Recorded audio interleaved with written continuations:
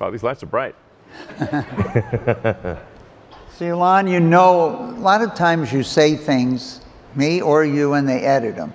So I noticed this panel description was a conversation with Elon Musk. The real title of this panel was How to Save the Human Race and Other Like Topics, a conversation with Elon Musk. And so before we begin, Elon, I thought we might want to go back in time 11 years when you were sitting on this stage.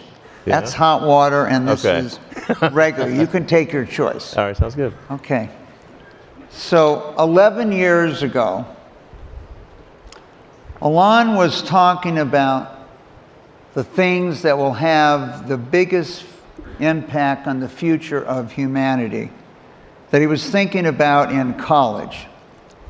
And so let's run that video of almost 11 years ago to today. I guess, when I was in college, I thought about things that would most affect the future of humanity, and there were 3 areas that I thought would have the biggest impact, and those were the internet, sustainable energy, of which solar power is the production side, and electric cars the consumption side, and then humanity becoming a multi-planet species. And so we cut that short, but there was 2 others you talked about. One was modifying the human genome. Yeah, I'm not saying we should. I'm just saying that's the thing would really affect the future. And next, AI. So a lot of people weren't thinking about these same 5 things when they were in school, particularly humanity on multi-planets at that time. Well, sci-fi was certainly thinking about it, but I think at some point we want to make science fiction not fiction forever, and so let's make life multiplanetary and be a spacefaring civilization, be out there among the stars. I think there are things that you have to be excited about the future.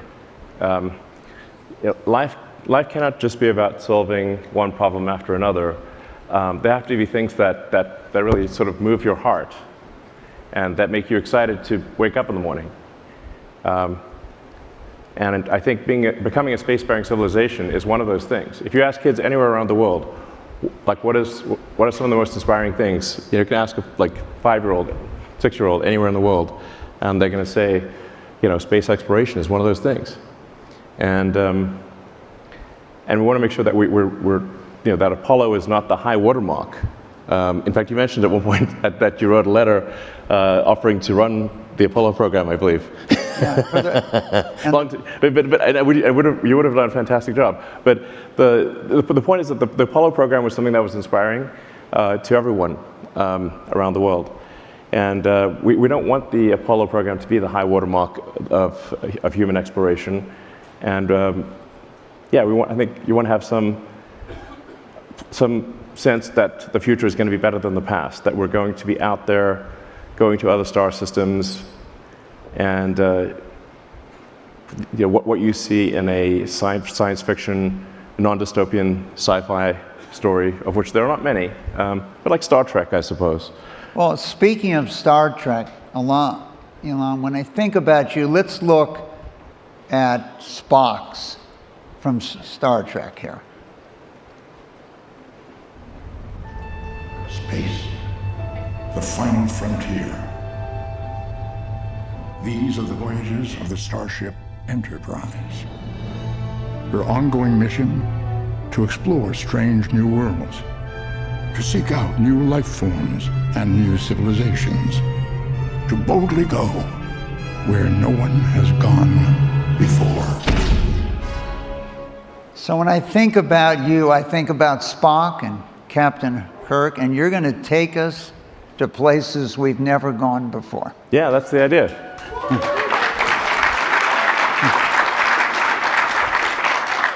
If we send probes out there, we might find the remains of long dead alien civilizations.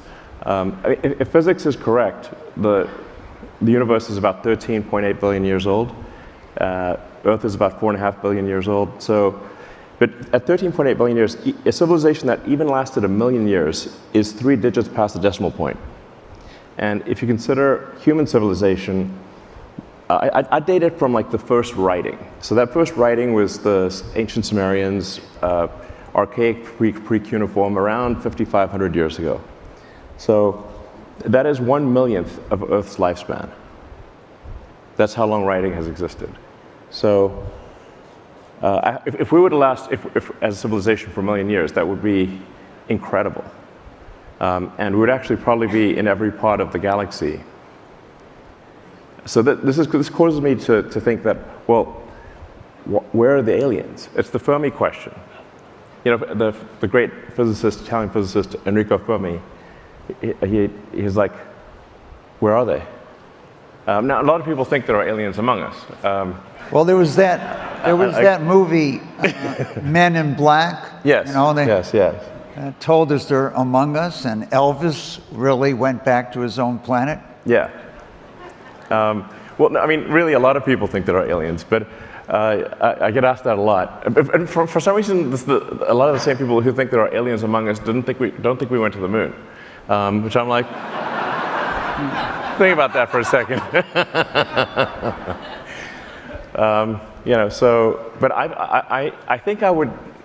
I mean, I've not seen any evidence of aliens, and SpaceX with the Starlink constellation has roughly 6,000 satellites, and not once have we had to maneuver around a UFO. Okay, so we were like, hey, what's that? Is that an alien? Has occurred never. So I'm like, okay, I don't see any evidence of aliens, and I look at it. And if somebody has evidence of aliens in a, you know, that's not just a fuzzy blob, then I'd love to see it, love to hear about it. But I don't think there is. So, which is actually reason for concern, because you could, if any civilization in the Milky Way, in our galaxy, were to last for 1 million years, even with a speed of travel that's far below the speed of light, you know, like a few % of speed of light, they could easily have explored and colonized the whole galaxy. So they haven't. So why not? I think the answer might be, or perhaps probably is, that civilization is precarious and rare, and that you should really think of human civilization as being like a tiny candle in a vast darkness, and we should do everything possible to ensure that that candle does not go out.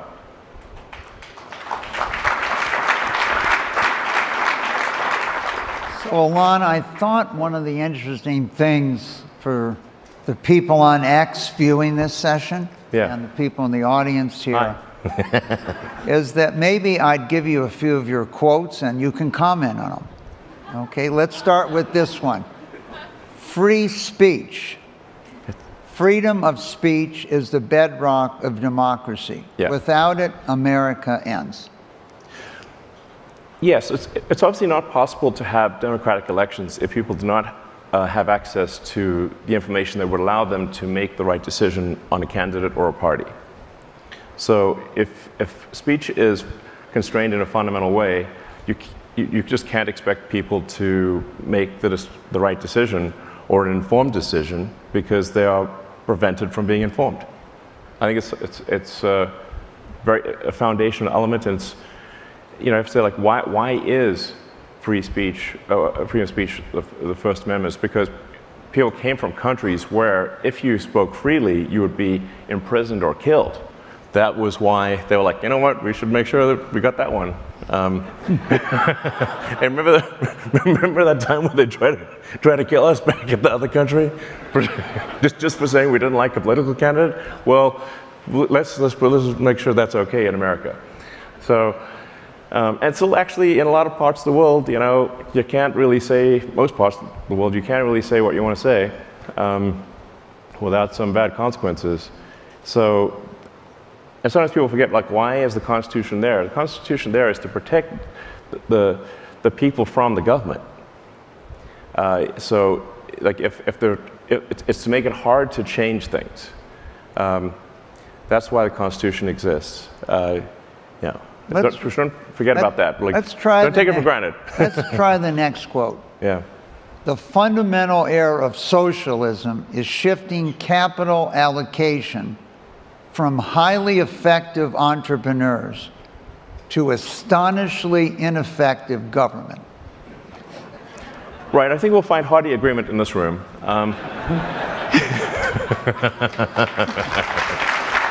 So, yeah, I think that this is definitely a stacked deck on that front. But yeah, you'll hear this sort of argument like, oh, we shouldn't have some greedy corporation do it. We should have the government do it. I'm like, well, actually, the government is just a corporation in the limit. So if the government is a corporation with a monopoly on violence. So if you're unhappy with a commercial corporation doing it, you should be actually very unhappy with the government doing it, since it is simply a corporation, the most corporate thing. You can actually easily get more sway in a company than you can, the outcome of a company, than you can in the government. So, I mean, everyone's experienced this going to the DMV. Have you said, like, do you want the DMV at scale? Probably not, okay? All right, The government is the DMV at scale. let's try another one. Discrimination on the basis of anything other than merit is wrong. Yeah, I think we do need to have a merit-based system, because as soon as you go down the path of you're going to discriminate on non-merit-based, then where do you stop? So yeah, I think we need to be as rigorous about merit as possible, and while it is, yeah, to me that seems like it's a foundational thing.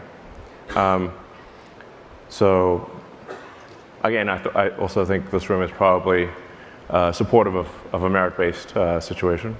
But yeah, that is, yeah, I think we should be, yeah, not discriminating on anything other than merit. All right, good. Yeah. I'm happy you agree Yeah. with yourself. Yeah, Okay. I mean, exactly. I'm like, wait, who is this guy? He really sounds great.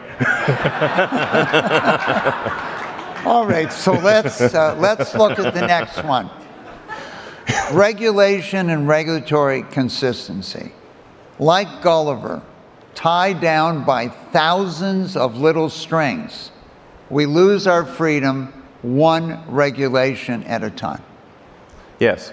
So this is actually a very important point that I think is not talked about enough. That laws and regulations are immortal. They don't die. Humans die, but laws and regulations can last forever. So if year after year there are more laws and regulations passed and more regulatory bodies created, eventually everything will be illegal. And that's why you see the California high-speed rail has made a tiny section that doesn't even have rail on it. For, I don't know, several $1 billion. Because everything's, at this point, California has made almost everything illegal. So you can't make progress. Now, historically, what has cleared away the cobwebs of regulation has been war. Now, we'd prefer not to have a war. So in order to have civilization function, without war, you have to actively eliminate laws and regulations. So you have to have basically a garbage collection process for rules and regulations. That is necessary. Otherwise, you get hardening of the arteries, and over time, nothing can get done. The most poignant example that I can think of that happened this week was the sad picture of the California high-speed rail. Which is, it's just billions of dollars spent for practically nothing. But it'll only get worse year after year. So we must have a regulatory sort of clearinghouse, garbage collection process. This is essential, or civilization comes grinding to a halt. Well, we used to have sunset, that regulation would sunset. Unfortunately, it's rare today. Yes. All right, let's talk about education. The more you can gamify the process of learning, the better. You do not need to tell your kid to play video games. No. They will play video games on autopilot all day. So if you make it interactive and engaging, then you can make education far more compelling and far easier to do. Yeah. So the way education works today is really much like it's like vaudeville. You know, before there was radio and TV and movies, you had vaudeville, where every town would have their town play, the town troupe, this sort of acting troupe, and that would be kind of that would be the entertainment. So, you know, in a big city, you'd have you know, much better players than, say, in a small city. But then along came movies and TV and then you say and video games, where you take the smartest, best people in any arena, like whether they're acting, writing, directing, special effects. You spend you know, tens of millions, sometimes hundreds of millions of dollars creating a great movie or a great video game, and you make it as compelling as possible. Now that crushes vaudeville, crushes. Like imagine you're not in New York, imagine you're in Bakersfield, okay? Then you got, instead of Batman being like, you know, the Nolan brothers, it's Batman, the Bakersfield sort of acting troupe. It wouldn't be as good. That's how teaching works today. So what you actually want to have is an interactive learning experience that is as compelling as possible, and you do not want you don't actually want a teacher in front of a board doing a vaudeville act. You want it to be engaged, real-time feedback. So that's, and then there are a few other principles in teaching. You have to establish relevance, otherwise your mind will want to forget things. So our mind is constantly trying to forget as much as possible. So you'll only remember things if your mind can establish relevance or there's a strong emotional element to it. Otherwise you're basically going to forget everything. Memory is very expensive from an evolutionary standpoint, so it's trying to forget as much as possible. So when teaching a course, you have to explain to kids why it's important. And then you want to teach to the problem instead of teaching the tools. So what I mean by that is, if you said, here's a car engine, we're going to try to understand how this car engine works. We're going to take it apart. So what do we need to do to take it apart? Well, we need a wrench, we need some screwdrivers, we need a hoist and a pulley, and we're going to take it apart and we're going to see how it all works. That's engaging. And along the way, you learn about wrenches and screwdrivers and, you know, all the tools that are needed. That actually is engaging and compelling. But the way teaching more typically works is we're going to teach you a course on screwdrivers and a course on wrenches. And you're like, why do I have a course on wrenches? It's not obvious. That would be like, say, a course on calculus without explaining what calculus is used for. Then you sort of forget it. Yeah. Well, we have a lot of work to do in that area. Let's talk about a non-controversial issue, immigration. Sure. Right. Here is Elon on immigration. I'm very much in favor of increased and expedited legal immigration for anyone who is talented, hardworking, and honest. Yeah. Bizarrely, it's difficult and agonizing slow to immigrate to the U.S. legally. but it's trivial and fast to enter illegally. This obviously makes no sense. Right. I mean, once again, I agree with that guy.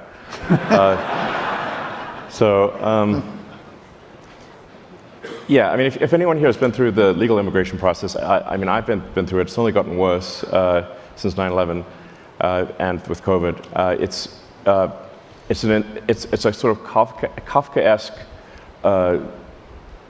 very long, bizarre process to immigrate legally to the U.S.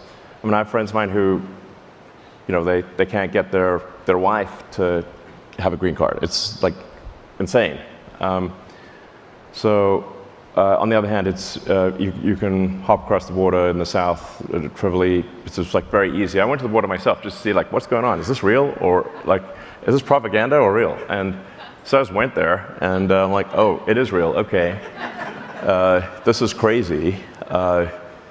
You know, we've got situations where people are pouring across the border like it's World War Z. And I'm like, this doesn't seem healthy.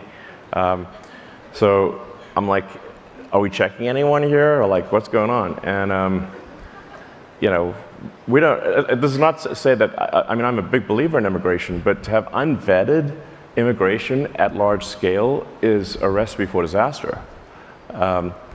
So I'm in favor of greatly expediting legal immigration, but having a secure southern border, so there's some vetting of who comes into the United States. I think this is just sensible. All right, let's now link Starlink to education. We're basically building the internet in space. Yeah. Why it matters? Starlink is a massive enabler for people in remote locations to learn anything. Yes. You can learn almost anything for free on the internet right now. For example, MIT has all of its lessons online. That's if you have internet. If you don't, you're limited to books. It might be the #1 technology that improves people's standard of living around the world, Starlink. Yeah, absolutely. So once you have access to the internet, you have access to all the world's information. But if you don't have access to the internet, or it's too expensive or low bandwidth, then you cannot access the MIT lessons, you can't access all the information, and you can't sell the goods and services that you produce. So internet connectivity, I think it might be certainly a candidate for one of the things that would do more to lift people out of poverty than anything else. Because they can now sell their goods and services, they can learn anything, but without connectivity they cannot. So I think Starlink will actually like move the GDP of countries. Like it's going to be that kind of thing. Because what is GDP is a function of average productivity per person, and so if there's a technology that improves productivity per person, you would expect to see that actually reflected in the gross domestic product. All right, civilization is fragile. I think it is. We should always regard civilization as fragile. Yeah. There's not an inevitable upward trajectory. A lot of civilizations have risen and fallen in recent years. Yes. I suspect most people in this room have actually read history, but if you haven't, I strongly recommend it. It sounds obvious, but you know, there's been so many civilizations that have risen and fallen, many that we just don't have much of a record of.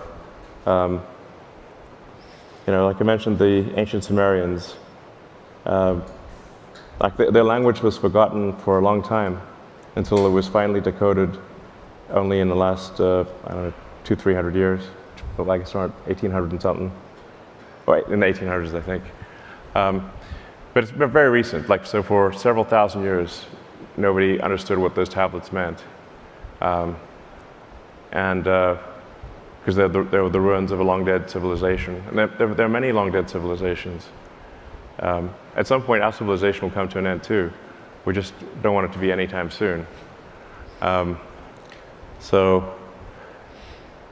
you've been quoted a number of times, Elon, on you'd like to die on Mars, but not on landing. Yes. Yes, I was asked that in an interview if I wanted to die on Mars, but then I considered the corner case of dying on impact, and I'm like, except for that case. You got to consider the various corner cases. So, I mean, if you're gonna die somewhere, might as well be Mars. I'd like to explore for a bit before, dying. Yeah, I think we want to be a multi-planet civilization, and I think. I don't know if that's a response that's my from the audience. Let's talk about that just for 1 second. Then we're going to take some questions from the audience. I could accomplish this actually this year if I was willing to die on impact. The fundamental invention that is necessary for humanity to become a multi-planet species is rapidly reusable, reliable rockets. Yeah, I was trying to sound like a pirate. But yeah, rapidly reusable, reliable rockets. Space pirates for the win. All right, here's some questions from the audience, Elon. Which one would you like to pick here? Well, I guess let me maybe just touch upon why I think making life multiplanetary is important, because I think it's one of the things that gets us past one of the Fermi great filters. So in trying to sort of explain why do we not see aliens, there are various explanations for why we don't see aliens, like what stopped those civilizations from expanding beyond their solar system, and what were the sort of they're sometimes called like Fermi filters. Well, if you don't become a multi-planet civilization, then you're simply waiting around until you die from a self-inflicted wound or from some natural disaster like the dinosaurs. You get hit by a big meteorite or something like that. Eventually something like that's going to happen. And if you wait around long enough, the sun will expand to engulf Earth and will be incinerated. So that for sure is going to happen. Now, we've got some time before that happens. There are more near-term risks. But we want to try to get past the Fermi filter of being a single planet civilization. Now, this is going to be somewhat cerebral to many people listening, but I think this is actually very important. We want to get past the Fermi filter of a single planet civilization. The point is not to move from Earth to another planet and let Earth die. That's not what I'm saying at all. I want to be a multi-planet civilization so that we have planetary redundancy such that no single event can be the end of our civilization. That is the point of making life multiplanetary. So let's take a couple questions from the audience. How does AI affect and how will it affect our daily lives?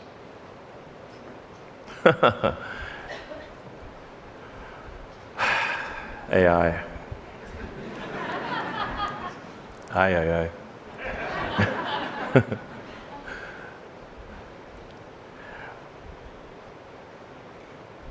I mean, AI might be the most important question of all. The percentage of intelligence that is biological, grows smaller with each passing month. Eventually, the percentage of intelligence that is biological will be less than 1%. That's actually not what, we just, I guess, don't want AI that is brittle.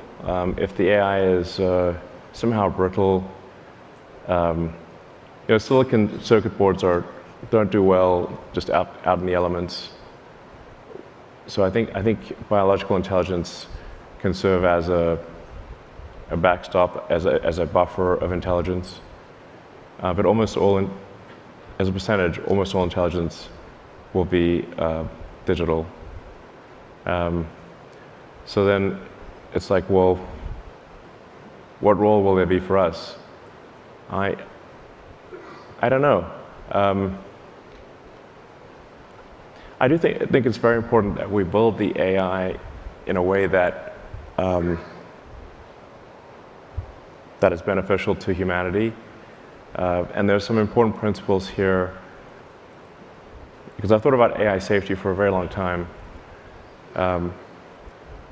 I think you want to have a maximum truth-seeking AI. This is very important. The AI should not be taught to lie. It should not be taught to say things that are not true.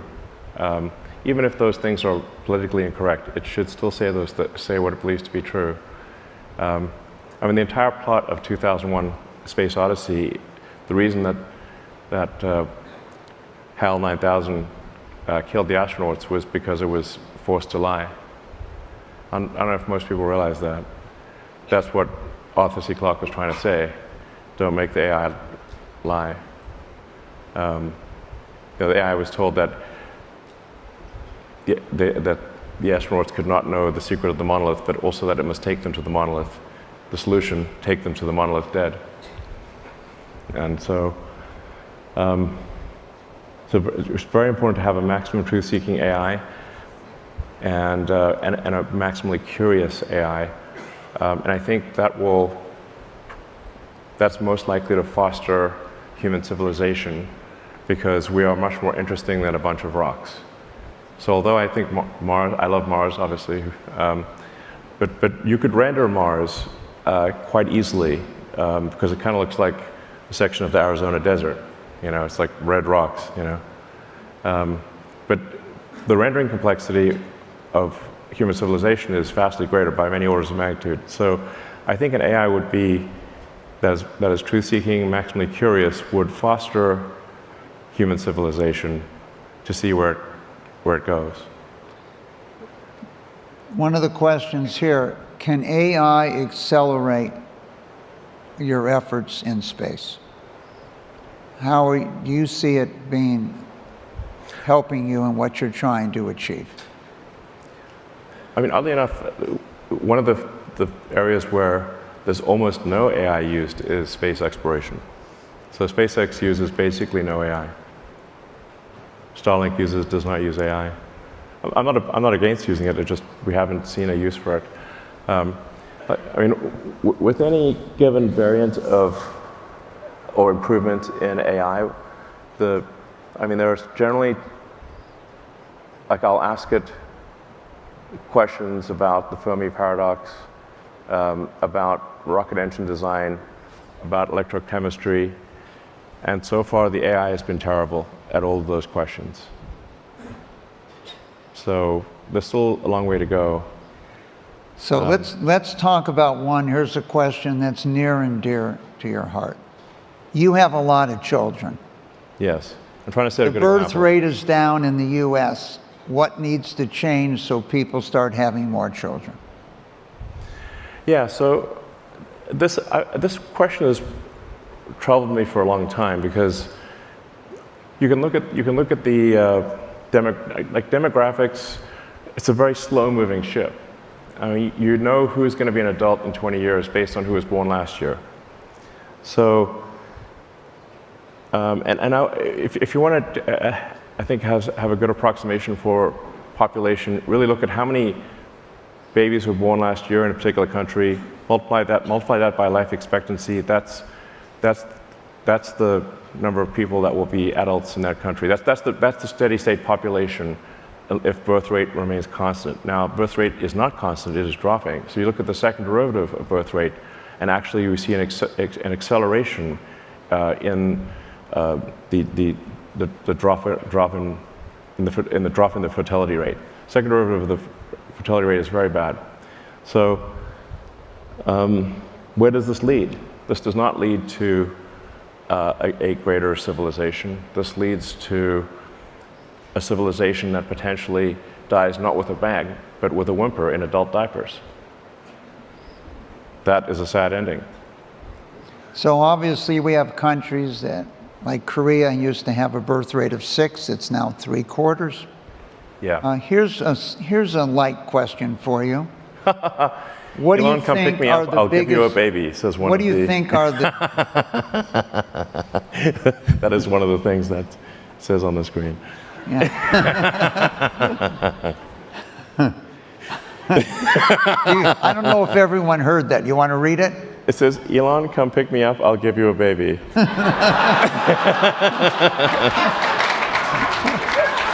Thank you. Okay. Well, I mean, I certainly encourage everyone in this room to have at least 3 children. Look, baby's got to come from somewhere, you know. And I think we just want to have, I don't know, I think we want to have like a slightly increasing population, not a plummeting population. You know, and I think this applies to all countries and cultures. Like, I don't think we want any country or culture to disappear. We want them to ideally flourish and not disappear. So, in fact, one of the things that is overlooked by probably most historians is the role of low birth rate in the decline of civilizations. So around, I think it was around 50 BC, Rome passed a bill to give a bonus to any Roman citizen that would have a 3rd child. So this was a birth rate was a problem in Rome in 50 BC. The Romans weren't making Romans. The same is true of ancient Greece. So there was a time from about 800 BC to 300-ish BC where the Greeks had a lot of kids and a lot of surviving kids. Like the birth rate far exceeded the death rate, which is why you had Greek cities popping up all over the Mediterranean. But then I think basically it seems to be that prosperity destroys the birth rate. So when a civilization feels like it has no meaningful external threat and is very prosperous, that is what causes the birth rate to plummet. Somewhat counterintuitively, you think, well, if you've got more resources, surely that would lead to more kids. In fact, it is the opposite. The more prosperous a civilization, and the more a civilization feels that it does not need to defend against external threats, the lower the birth rate. I'd say that there's a lot of research on this. There's really been 3. Number one, prosperity, as you've said. Number 2, improvements in healthcare. So in 1900, half the children died on the planet before their 5th. And the 3rd was the education of women. So we've had some pretty interesting questions put up here, but let's try this one. What keeps you up at night and what gives you joy? Well, I think kids give me joy. So I probably get the most joy from my kids. I'm not saying that that's the reason to have kids, because we should have them anyway, but I certainly, kids are certainly the greatest source of joy in my life. In terms of what keeps me up at night, I guess it's anything that's like, I think, a civilizational risk. If we're, the birth rates continuing to plummet, I do think about the birth rates plummeting as being a civilizational risk. I think anything that undermines the foundations of democracy in America or elsewhere as a risk. I think anything that's leading us away from a merit-based system is a risk. I